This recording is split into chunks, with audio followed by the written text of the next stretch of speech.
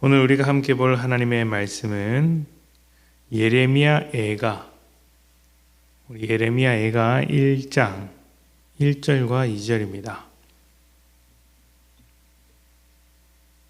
오늘부터 예레미야 애가 묵상하게 될 텐데요.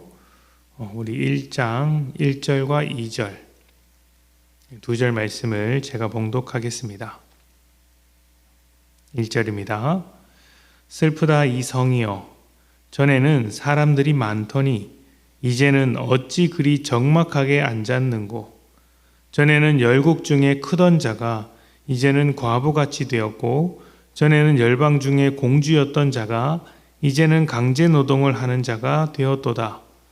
밤에는 슬피 우니 눈물이 뺨에 흐름이여, 사랑하는 자들 중에 그에게 위로하는 자가 없고 친구들도 다 배반하여 원수들이 되었도다. 아멘. 아주 오래전 교회마다 집회를 유행처럼 하던 때가 있었습니다. 그때 저도 친구들을 따라 여러 집회를 다녔는데요. 유명한 목사님이 오셔서 말씀을 전하는 집회가 있었고, 또 유명한 찬양팀이 와서 인도하는 찬양 집회도 있었습니다.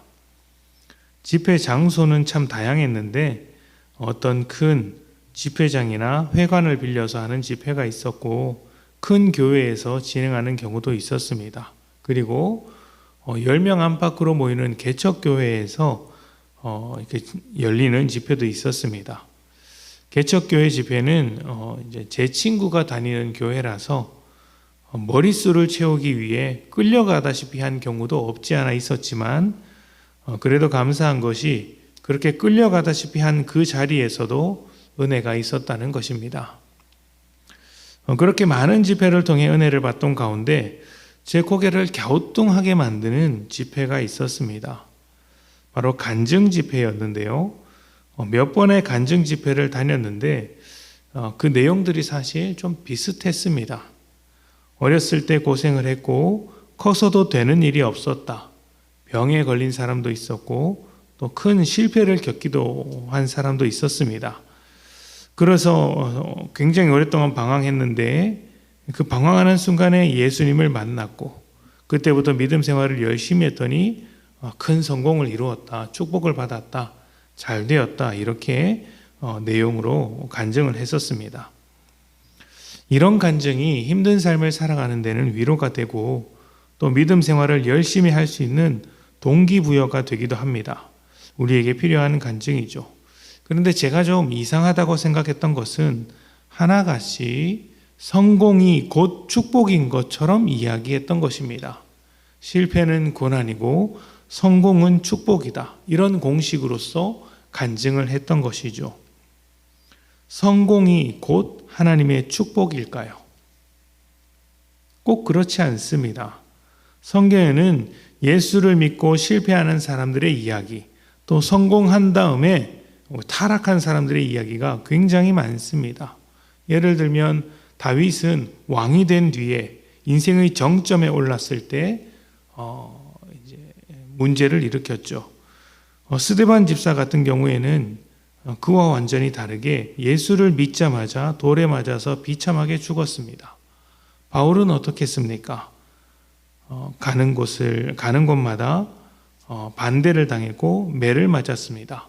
더 심했던 것은 자기가 세운 교회들에게 미움을 사서 배척을 당했습니다. 복음을 따르기 때문에 당한 일이죠. 얼마나 황당하고 허탈한 일이겠습니까? 무엇보다 예수님도 그러셨습니다. 사람들의 칭찬과 성공을 일부러 피해 다니셨고 결국 십자가에 달리지 않았습니까? 그 십자가는 세상에서 성공한 모습이라고 할 수 없죠. 성경은 성공을 믿음이나 축복의 열매라고 말하지 않는데, 간증자들은 하나같이 성공을 얻기 위해 믿음과 축복을 말하는 것 같았습니다. 그들은 모두 실패했을 때 예수님을 만났습니다. 그렇다면 예수님을 만나게 한 실패가 성공보다 더 큰 축복이어야 하지 않을까요? 그런데 성공만이 축복인 것처럼 강조하던 기억이 납니다. 어쩌면 이것은 우리가 가지고 있는 믿음에 대한 큰 오해 중에 하나일 수 있습니다. 믿음은 성공을 만들어주는 것이 아닙니다. 믿음은 하나님의 자녀가 되는 것이죠.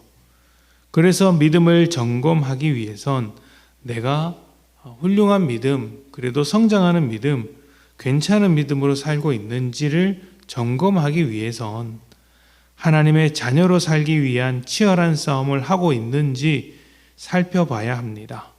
혹시 내가 얼마나 성공했느냐, 얼마나 잘 살고 있느냐를 따지고 있으면 그것은 곤란한 것이죠. 그런데 우리는 잘 살고 있는 사람을 보면 믿음이 좋아서 축복을 받았다는 식으로만 생각하게 됩니다. 반대로 잘 안 되면 내가 무슨 잘못을 했는지를 찾게 되죠. 물론 잘하는 것이 있을 수 있고 잘못한 것이 있을 수 있습니다만 믿음의 영역에서는 좀 다르게 바라볼 필요도 있다는 것입니다. 예레미야 애가는 멸망한 이스라엘을 바라보는 예레미야가 하나님의 마음을 가지고 아주 슬프게 기록한 책입니다. 안타까워하는 마음으로 기록한 책이죠. 그런데 우리가 읽은 1절과 2절을 보면 이스라엘이 전에는 사람이 많았고 열국 중에는 아주 컸으며 귀하게 대접받는 공주와 같은 입장이었다라고 이야기합니다. 그런데 지금은 완전히 뒤집힌 상황이죠. 풍요로운 삶, 대접받는 삶을 살았더라도 믿음은 또 다른 영역인데 이스라엘은 바로 이 점에서 실패하는 것입니다. 잘 살고 있는 것이 잘 믿고 있는 것으로 착각한 것이죠. 성전을 우뚝 세워두면 잘 믿고 있는 것으로 착각했고 나라의 영토가 커지면 잘 믿는 것으로 착각했고 또 풍요로워지면 잘 믿는 것으로 괜찮은 것으로 착각했던 것이죠. 여러분은 편안하게 사는 것을 보며 믿음이라고 축복이라고 착각하지는 않습니까?